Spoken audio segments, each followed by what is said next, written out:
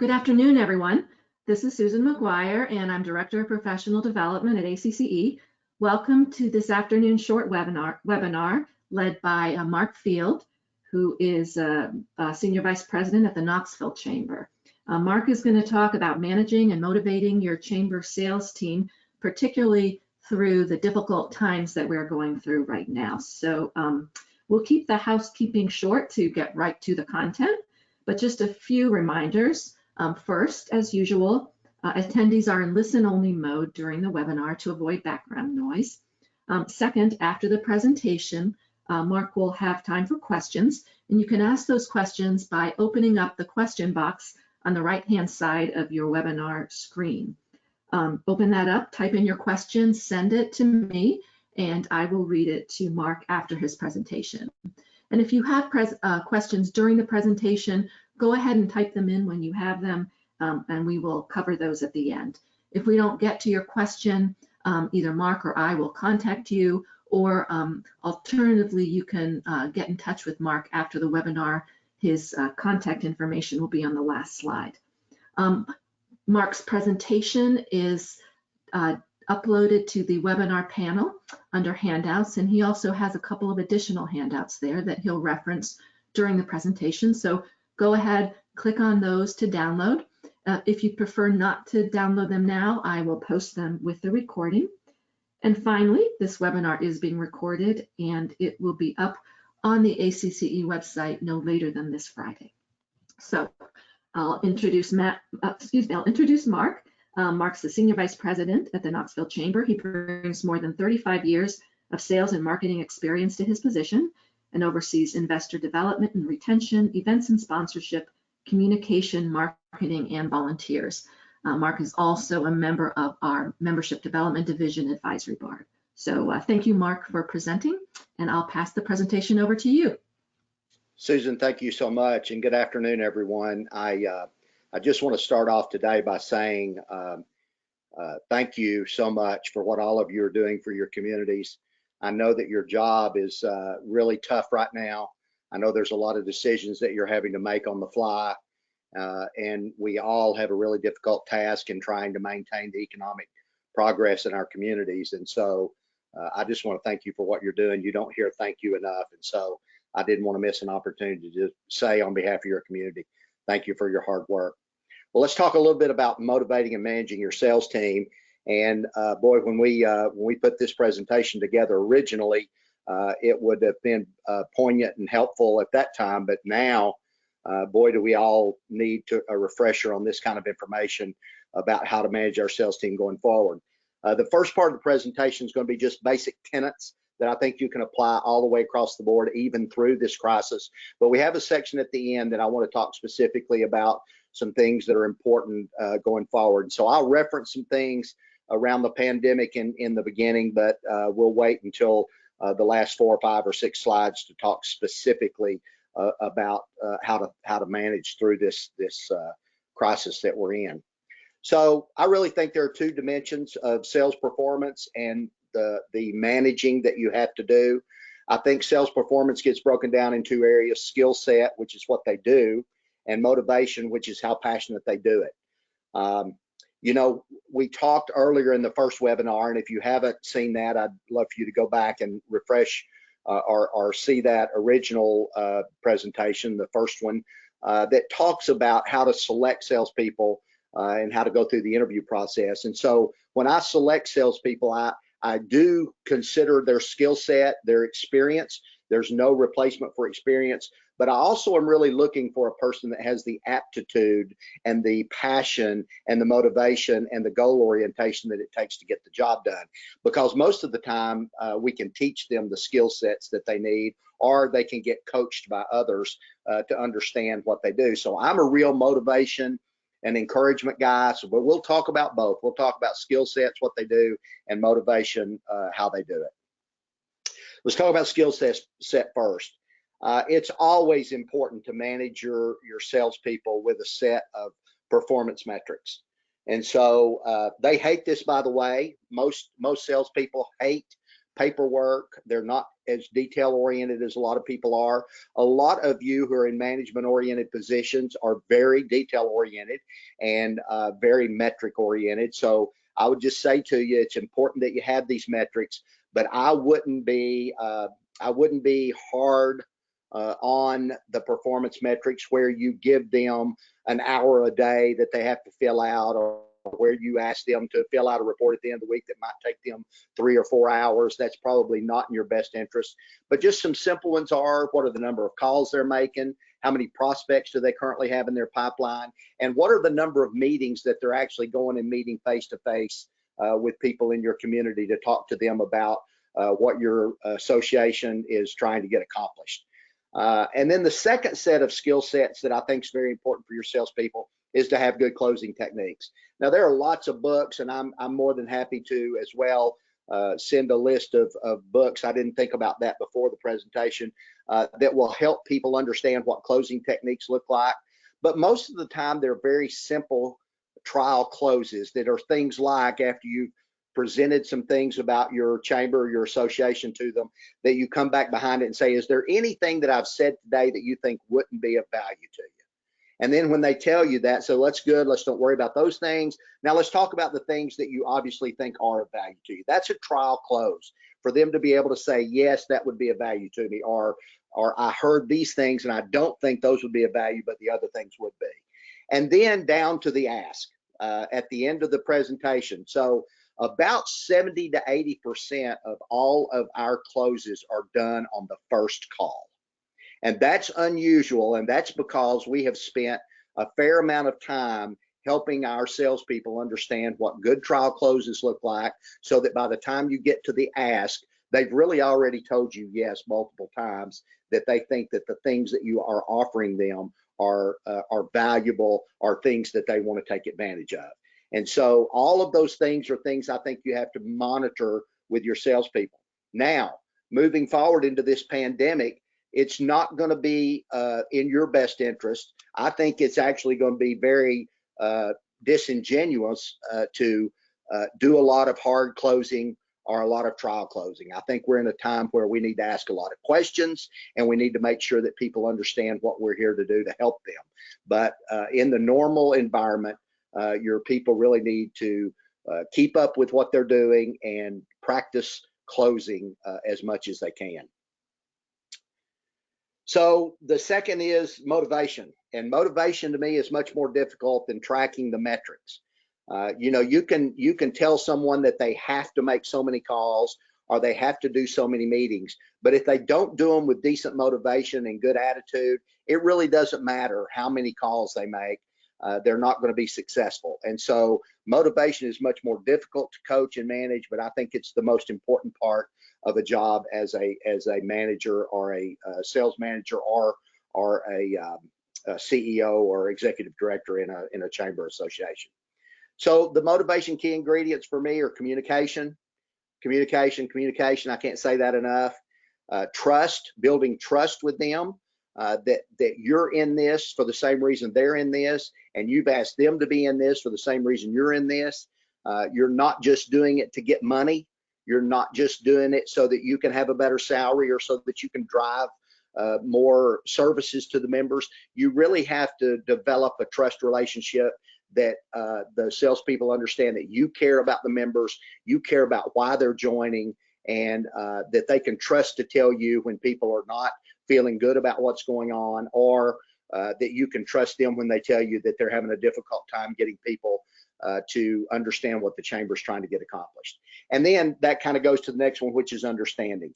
To understand that salespeople, you know, it looks to us like salespeople have the greatest job in the chamber.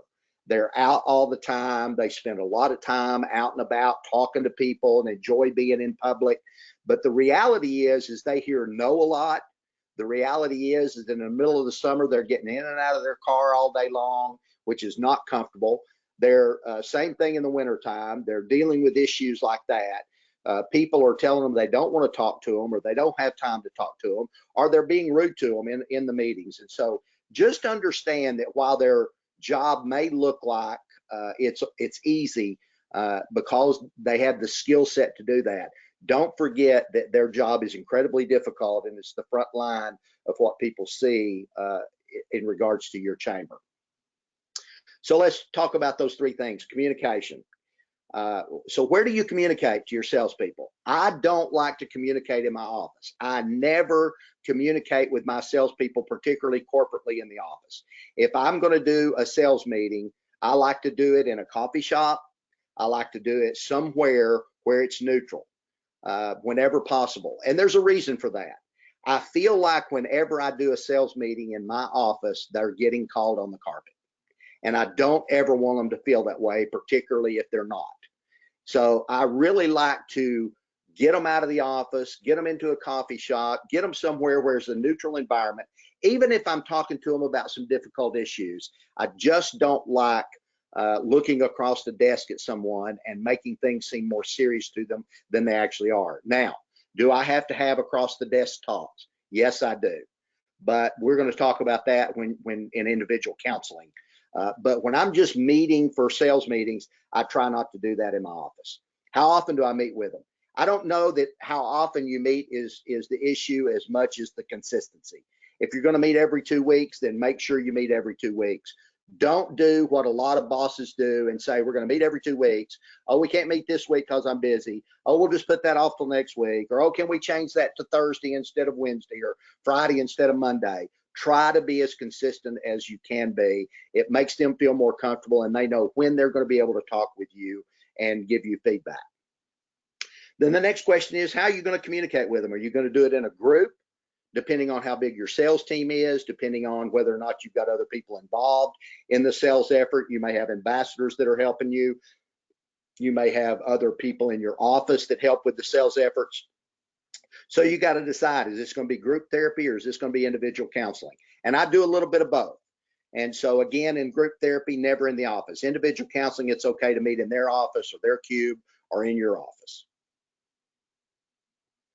So in group therapy, the first thing I always do is recognize their past success with sincerity. I always start meetings off with, when I'm meeting with a group, to talk about the great things that they've done recently, whether it's a specific member they brought on that was difficult, whether it's how well they did the past month, whether it's getting an accolade from one of our members or one of our board members about a referral they made. I always try to recognize their past success.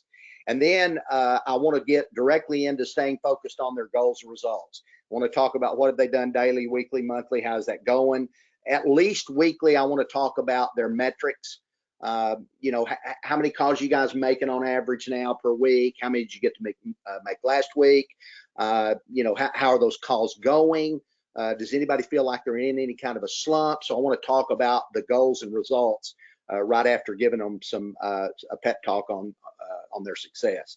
And then adjust metrics for improvement. So for instance, if we get in a meeting and everybody says, well, our goal was 10 per person, 10 in-face meetings per person, and we only averaged about 8, then we want to talk about why that's happening, maybe adjust it up to 12 and try to make sure that at least 10 happen. And so that's kind of how we talk about setting those metrics for improvement.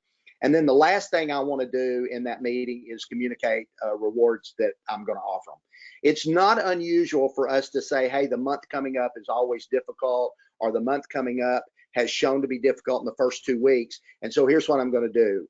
If you'll do this in those first 2 weeks, if you'll improve by this, I'm going to reward you guys. I'm going to take care of your cleaning this week, or I'm going to wash your car, or do something like that. So I always communicate rewards to them in those sales meetings whenever I can. And believe me, your salespeople love those. I can go out to the guy who owns the car wash here, a big car wash franchise in Knoxville, and I can get him to give me 10 car washes for a really low amount. And when I give them those car washes, those codes for a new car wash, it's amazing how they perk up and how their eyes light up. The simple things matter to salespeople.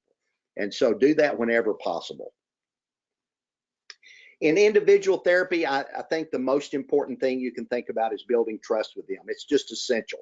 You've got to ask them how to gain their trust. No sales manager or no manager has their salespeople's trust just by proxy.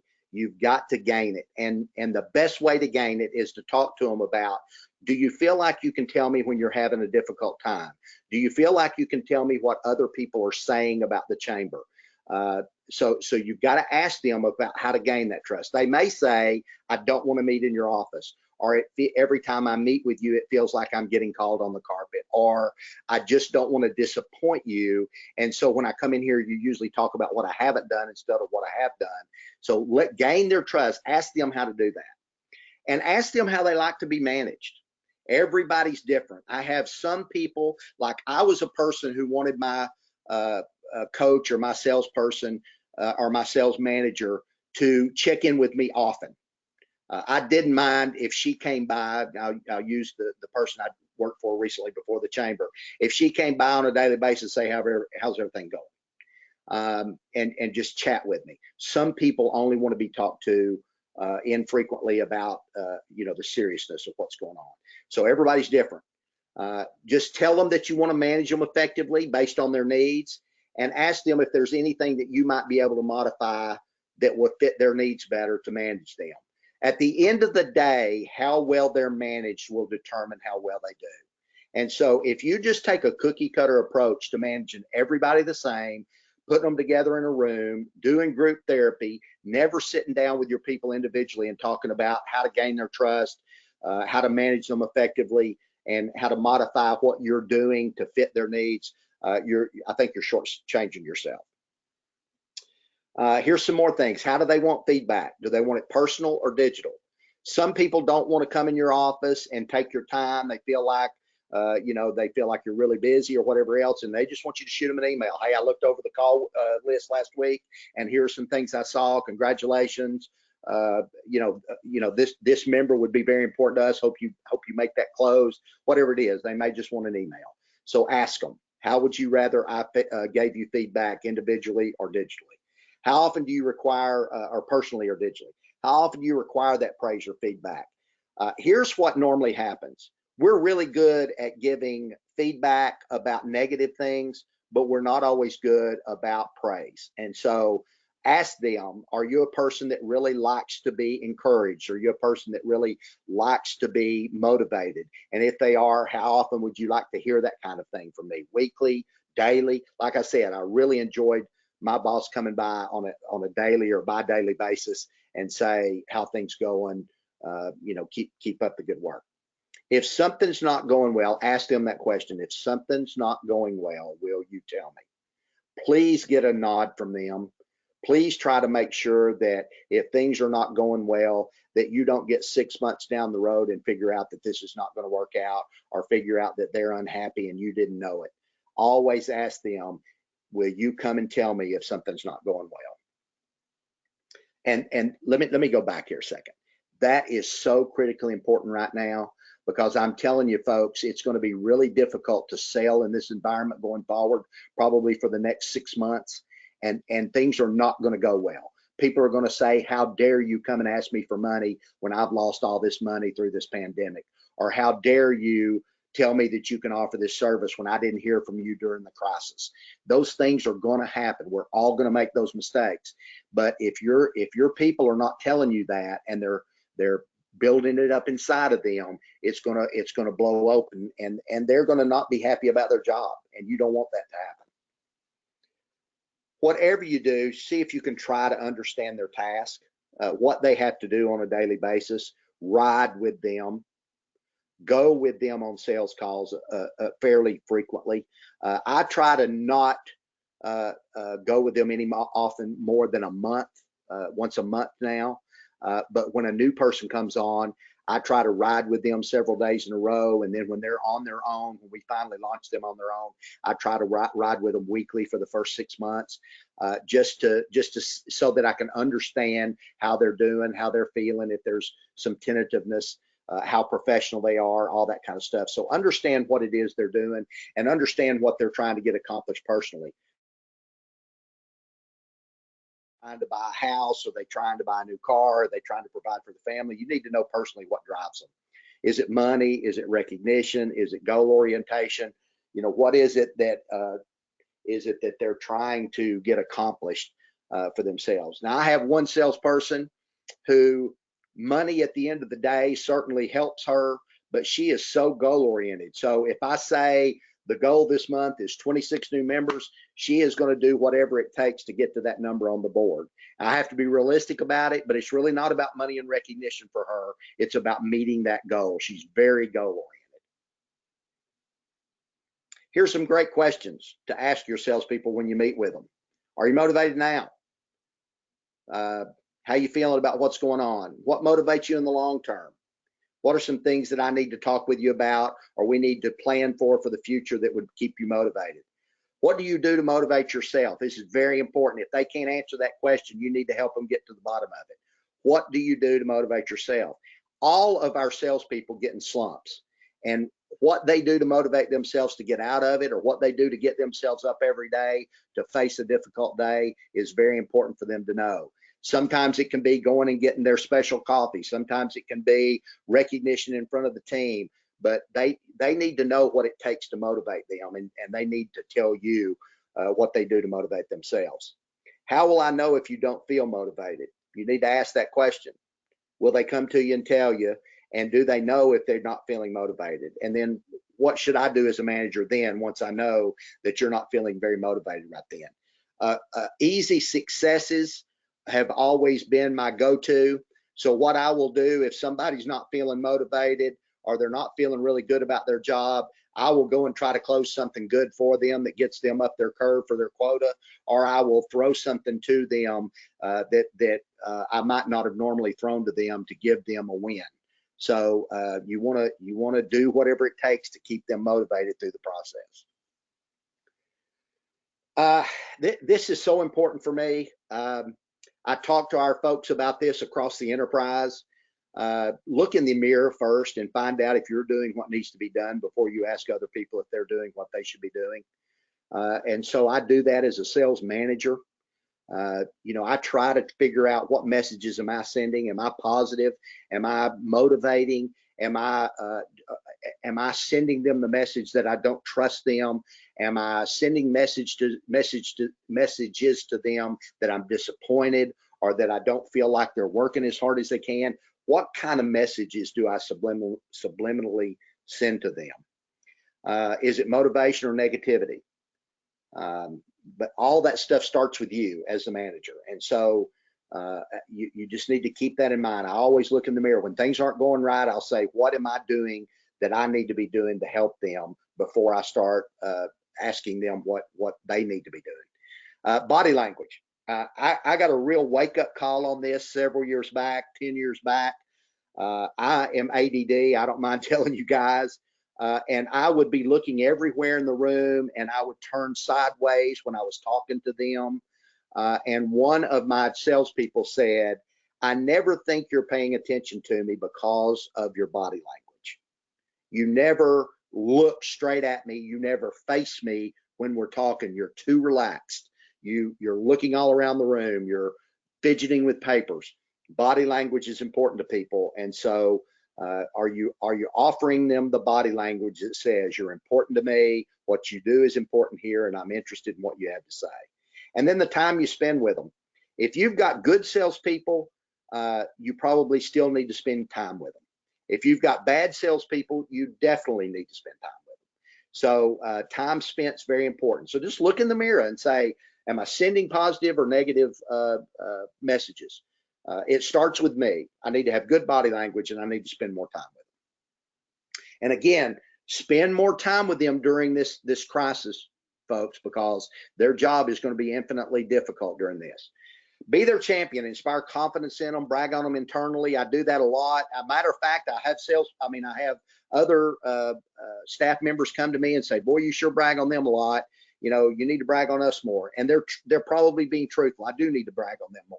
But I know that salespeople have a really fragile motivation structure. And so I want to make sure that I'm holding them up, bragging on them, making sure that they know that what they do is important to the success of our chamber. And I introduce our team at events. If I'm ever at an event, even if it's not a chamber event, and I'm speaking and I have any of my salespeople there, I will go out of my way to recognize them as my partner in business or as the person that I depend on to help the chamber become successful. So I always make sure, and I do that with most of my staff, but I always make sure and do it with the salespeople. Because a lot of times at meetings or networking events that aren't necessarily ours, someone will walk over to them and say, oh, I didn't know you were the salesperson at the chamber. I'm interested in talking to you about joining the chamber, or a friend of mine joining the chamber. So I always want to recognize them as well. So let's talk specifically about managing these sales efforts during the pandemic. And all of the things that I've just talked about are things that we need to be doing on a regular basis, nonetheless, during something like this. Just recognize that it's not going to be easy. Folks, I'm telling you, I've spent some sleepless nights trying to figure out how I'm going to keep my salespeople effectively and paid well during this pandemic, when I know that we're really not going to ask anybody to join the chamber for another 30 days probably. But a good plan is going to reduce the pain. And so we have put together a really good plan about going and meeting with prospects and with members and not asking them, one, to upgrade or two, to join. So you'll see in that handout what our plan looks like, how many calls we're going to make. I have 4 people on my sales team, an inside salesperson that tees up appointments, and 3 account executives, or 2 account executives and my senior person. They're all going to go out and call on members that should be renewing after their first year, members that are renewing for their second and third years, as well as prospects. They're going to go out to prospects and say, hey, I know I sent you a call. I know I sent you an email that asked you to join the chamber, but I'm really not here to talk to you about that today. I want to know, how did you weather through the pandemic? What are some of the issues you're having? What are some of the resources we may be able to help you with now without asking you to join the chamber? Very important. I'm telling you, if people think you're out there pandering for their business when they're going through the crisis they're going through, it is not going to play well for you in the future. So here's the realities, except that this is going to be slow and tough. Our CEO says to me, I don't really care if anybody joins the chamber for the next 90 days. Now, I'm a sales guy. It matters to me. I want to get back to sales as quickly as possible. But he wants to make daggone sure that our community understands that it's really not just about getting them to join. It's about giving them the support that they deserve and need during a time like this. So he has said to me, just remember, we're not the hero. Our members are the heroes, and we need to be their helpers. So that's going to kind of be on my desk when I go back to work. I'm going to put it on my monitor. We are not the hero. Our members are the heroes, and we need to be their helpers. And so just remember that going back. Those are the realities we're dealing with right now. And whatever you do, I think it's important for your salespeople and for you to practice compassion and patience. You're going to have a lot of people that were in the prospect list that are just going to drop completely out. They're going to drop out and not communicate with you because they're afraid you're going to ask them to join the chamber. What you need to do is communicate with them that that's not what you're worried about. What you're worried about is how to help them moving forward. And so you're going to have to practice some compassion and some patience. And here are some of the adjustments that we're going to make, and that I think all of us are going to have to make. Recognize that your immediate sales and retention situation is not what it would normally be. And so we're trying as best we can to put a sophisticated wild guess, swag, on what our retention is going to look like ending our year June 30th and starting the next year. We certainly have determined that we're not going to make any sales unless they just come to us. We're not going to ask people to join the chamber, at least for the next 30 to 60 days. And we know it's going to have a real effect on our budget. And so we're trying to make those adjustments. But I'm telling you, long term, in 2008, when we went through the recession, we did this very same thing. We did not ask people to join during the recession. We told businesses that really needed our help that we would be more than happy to help them without them joining the chamber, to be a supportive mechanism for them. And it paid real big dividends. When we came out of the recession, our numbers went up significantly on a monthly basis of how many members were joining. And here's some things that you might do as you move back to it. Be sure and offer them painkiller resources versus vitamin resources. Here's what that means. A painkiller is something you need right now. A list, a referral. Be sure you offer those painkiller resources right now versus a vitamin. A vitamin's nice to have, and it's important in the long term. But right now, your members need painkillers. And so we're going to be focused on what are the painkiller resources that we provide our members, and we're going to highlight those and make sure that they understand that we're there to offer those versus the things that would be nice to have in the future, but are not important right now. Some chambers I've talked to probably 10 or 15 people that do what I do in chamber world, and that some of them are going to offer 90 days free. They're going to say, hey, you weren't a member of the chamber. We know you're going through a difficult time. We would like for you to opt into some of the resources that we provide members, and we're glad to do that for you for the next 90 days. Now, you don't want to say we're offering you a 90-day free membership. You just say, we'd like to offer you the services that our members would normally receive, and we'd like to do that for the next 90 days. And then at the end of that 90 days, if we're out of this crisis and if the economy is rebounded, you have a really great opportunity now to go back and say, I hope you enjoyed the benefits you received for the last 90 days. Would you like to continue receiving those benefits on an ongoing basis? So that's a good way to tee up some prospects for yourself. We're going to do some renewal deferrals. If somebody calls us and says, I love the chamber, I'm active in the chamber, but there's no way in the world I can pay you right now. Can you invoice me in 6 months, or can you invoice me in 3 months? The answer is absolutely. So we're going to do some renewal deferrals. We're also going to offer some flexible payment. So if somebody comes and says, look, I'll give you $100 now, my membership's due, but I can give you $100 now and $200 later and $100 in 5 months. Can you do that for me? Absolutely. Is it going to be work? Yeah. Is it what we need to do as the economic driver in our community? Yes, it is. And so we're going to be offering some renewal deferrals. Another person I've talked to is offering 18 months for a 12-month commitment. So what they're doing is they're saying, look, if you join the chamber now, we'll give you flexible payment terms, and we'll give you an 18-month membership for 12 months on a 12-month commitment. And so, and we'll defer maybe 90 days up front. So that's just some things that, I don't know if we'll necessarily do anything like that, but those are all just ideas that you might consider adjusting to as you're going through this difficult sales environment. So what we're doing too, as well, is refocusing our sales to other areas. We're putting our account executives and our inside salespeople on public relations, community development, retention, engagement. We're trying to help them call on certain aspects of our membership to help them understand how to navigate PPP and EIDL. That should say EIDL, and especially independent contractors. So I was just telling Susan, we just had a Zoom call with about 40 independent contractor salon folks to make sure that they understood how to get what they need going forward. So those are all things that you might refocus your salespeople to make sure that they're engaging with people in the community rather than going out and making prospecting and sales calls. So all of those things are important. So here's what that engagement looks like. I said you need to show love to your members and businesses in your region. We're reconnecting with all our members. We're calling all our members. Now, we're not going to get a hold of every one of them, but if we don't, we're going to send them an email that says we tried to call you. We're going to let them know that we tried to reach out to them, and we're going to listen.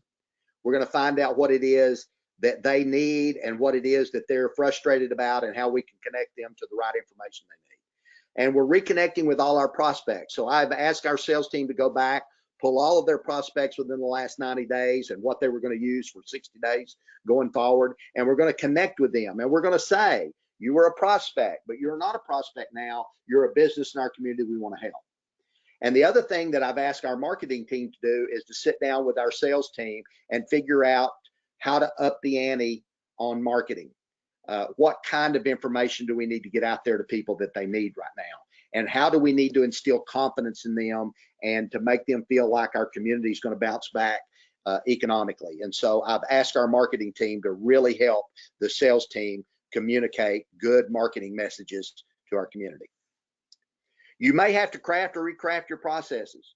You still need to make your sales team accountable. And when you look at one of those handouts that I've offered for you, you can see that we have a certain amount of calls that a certain amount of people are making, and I'm going to expect them to make those calls. And if there's some reason why they can't make them, we'll make adjustments.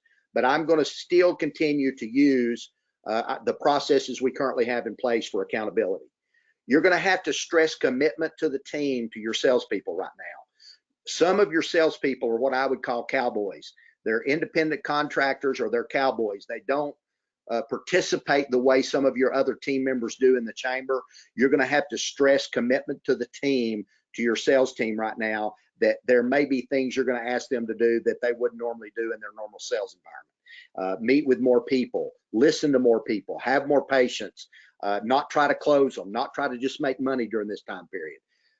So that's how I'm going to, coach my sales team. That's how I've been coaching my sales team going forward. And I want them to listen to how things are going. I want them to be able to, on a weekly basis, tell me what people are telling them and how things are going. And so I've asked them to be accountable to take those notes as they're getting on the phone and as they're meeting with people in the next several weeks when we get back to normal. I'm going to go back to say, find ways to encourage or reward your team. Stay in contact with them. If they're like me, I'm getting incredibly stir crazy in the house. I'm a people person. I want to be out and about meeting people and trying to help people, plug them into resources. Find ways to encourage them and reward them for making the calls that you want them to make, for doing the things that you want them to do. I put 2 of our salespeople this week. I gave them basically to the health department to help them field calls. That's way outside of what they normally do, but I asked them to be a team participant with our community and helping businesses in our area fight through this. And so I sent an email to them, carbon copied all the senior management in our chamber, and told them how proud I was of them stepping up to the table and doing what I asked them to do to support the health department. And then I sent it out to the whole chamber. Find ways to encourage them. And then the last thing I want to ask you is what you don't want to happen during this crisis is lose good salespeople. Lose people who could have helped you move forward when we get back to normal. And so you need to ask this question: when this is all over, who's going to be standing next to me? Who's going to be standing next to you when this is all over? And the team members that you currently have that are doing a good job, you don't want to lose them. And so make the adjustments. Offer the rewards, offer the kind of things to them that it takes to keep them, particularly if they're good. Now, if they're not good, now is a good time to weed and feed. And so if you have salespeople that are not productive, it's either a good time to recraft your processes to make them productive, or to weed them out and find the right people to do the job moving forward. So that's all I have. I appreciate you guys again. I know this is a difficult time. I'm happy to answer any questions that I can, the few today, but I also will be glad to answer them by email if you want to email me at mfield@knoxvillechamber.com. Susan? All right. Well, thank you, Mark. That's great information. And I echo Mark's statement to you guys that, we are behind you, we're with you, and we know it's a hard time. We appreciate you joining the call today to learn how to keep motivating your staff. Mark, you have a few questions, and we're over time, but we'll hang out for a little bit, at least till 2:45 or so, if any of y'all have any other questions. So we have a few so far. So Mark, the first one is, what is a method you have found useful in motivating your staff, especially during this time? I guess we heard one about your staff helping out the health department, which I think is awesome. Anything else you found? Absolutely, just really consistent. Like, I'm talking to them twice a week now, and I'm asking them how they feel about what's going on. I'm asking them what kind of questions they're getting. I'm asking them how they feel about the questions they're getting from people. I'm asking them, do they feel like the questions they're getting asked are things that will platform them up to give them good answers in the future as they go back and call on them? So I'm just keeping them motivated, letting them know that the information they're getting is going to be valuable to them when they get back in the field. So I'm just trying to stay in constant contact with them. Okay. Great. Next question is, can you give examples of painkiller resources? We're talking about painkillers versus vitamins. Yeah, painkillers versus vitamins. So painkillers are things like list. Your members like list of, can you give them a list of every business in this zip code, or every retail business in this zip code? Those are painkiller kind of resources, things that you can do immediately for them. Offering them low or no cost ads on your newsletter. Those are all painkillers. Those are things that will get them restarted back up again. Some of you during this crisis have been offering those kind of painkiller resources. You've been listing everybody that does takeout service. And so I'm just saying, moving forward, look at all those resources that are immediate help to any of your businesses that you're currently offering, and make sure and highlight those moving forward. Not, well, if you come to 10 networking events, you're going to meet 20 people and those 20 people will lead to sales. You're not going to be able to do that now. So what are those things that you can immediately send to them, or that you can do for them as a marketing resource that can help drive business to their place, something that will ease the pain immediately? Hope that helps. Yeah, that does help. And Kevin also notes that banner ads on websites work really well. Yeah, absolutely. Our newsletter, banner ads on our newsletter, mentioning all the people in a category. You can say, boy, as you're coming out of this, don't forget, these are all our restaurants, or these are all our hotels, or these are all the entertainment venues like laser tag and all that. Just being able to list all of them will be immediate help to them in putting them top of mind with your other members and with the community. Okay. A question, Mark, have you had to furlough any staff members yet? We have not had to furlough yet. We hope we're not going to have to. We may be asking some people to cut some hours, but we've discussed that, but we haven't determined that that's needed so far. So far, we have been incredibly productive with our staff in helping our community get back on their feet. And so we've employed our staff to help our community, not just help the chamber. And I think that's, and our CEO has seen that as great value to our community. I think our mayors have appreciated that, certainly our health department. So we have employed our people for the good of the community, not just the good of our members. And I think that's going to pay dividends for us in the end, but we have not had to furlough so far. Okay. Did you guarantee commissions for your sales team? We don't guarantee commissions. We pay a salary plus bonus. So they have a goal that they meet every month. I'd be more than happy if whoever has a question specifically about those kind of plans to just email me at mfield@knoxvillechamber.com, and I'll get you some information about compensation. It really depends on the size of your chamber. It really depends on how many people they can sell to. All that's fluid, but right now we offer a base salary plus bonus if they go over their quota. Okay. Someone is interested in hearing your book recommendations. And Mark, if you send those to me, I can post them with the recording. I will. I'll send those to you, Susan. I have about 3 books that are must reads, and I'll in terms of closing and being a good salesperson. So I'll definitely do that. I'll send those to you sometime this afternoon or in the morning. Okay. And then finally, there's a question about coffee talks. I think this may refer to when you sit down with your staffers and over coffee.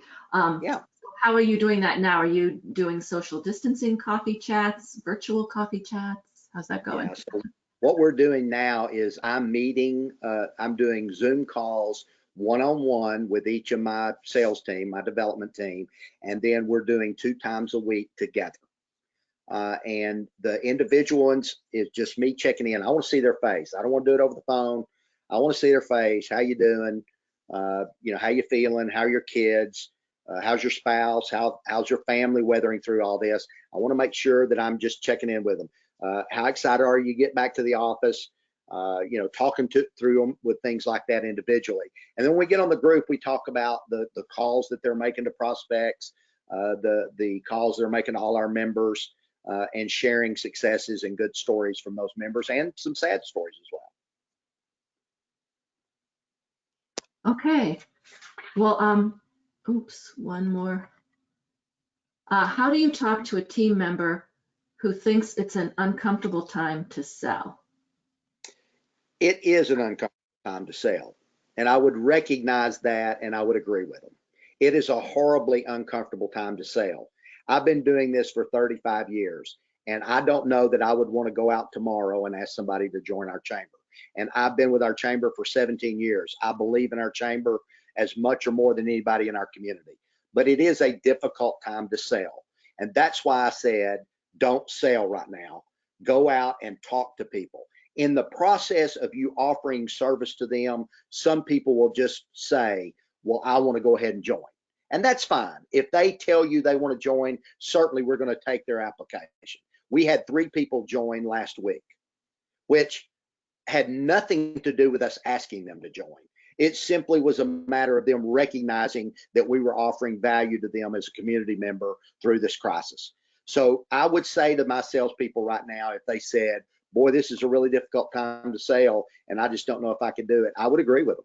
I would say it is. It is a difficult time to sell. So I'm going to ask you to change your way of looking at what you do every day. I want you to go out and listen to people. I want you to call on your prospects. I want you to call on the people you were going to upgrade and just have a chat with them, sit down with them, find out how they're doing, what they're doing, and find out if there's anything we can do to offer them service.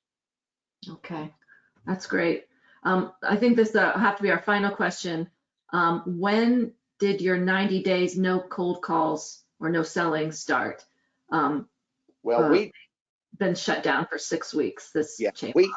When we left the chamber, I think on March the 18th or 15th, I can't remember the exact date. We have not asked anybody to join the chamber since then. So the last 2 weeks in March and the entire month of April. Now, I will tell you, we have Premier Partners, which are our upper level investors. We have had 2 people join during April as upper level investors, one at 1,500, one at 2,500, I think. And we had, I think we probably had 5 or 6 people join the chamber since then. That is on a normal month when 30 base members and 5 upgrades would normally join the chamber. So you're going to have some people that are going to want to join the chamber, but we're not going to do anything during May and probably June. We'll see. But I can tell you, the 90 days, really, the moratorium was second half of March, all of April, all of May, and probably June.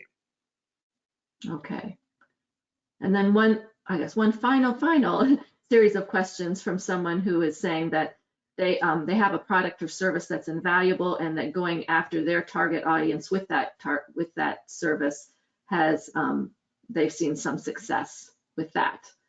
So, certainly understand, everybody, that your communities are all different, and particularly in your smaller communities, people are going to want you to continue to call on them. This is just kind of where we're at. These are just suggestions for you. I just know when we went through this in 2008, we took this same sort of moratorium on closing people to join the chamber. And like I said, 70–80% of the people that join our chamber join on that first call. So we close them. We say, here's the benefits and here's why you should join. Write us a check. You may be calling on people ongoing and maybe have a 3 or 4 call process, and you may still be getting ready to go into the 4th call and still think it's okay to ask them. I don't disagree with that. This is not a cookie cutter solution. I'm just telling you, it's going to be incredibly difficult moving forward, and a lot of people are going to begrudge you asking them to join the chamber right now. But if you can, certainly you should. If your community will respond positively to it, then certainly I know your chambers offer good benefits. And if you feel like you need to move forward financially, you need to continue to ask them to join. I could never say that's not a good idea. I just know it wouldn't work for us right now. Okay. Well, thank you, Mark.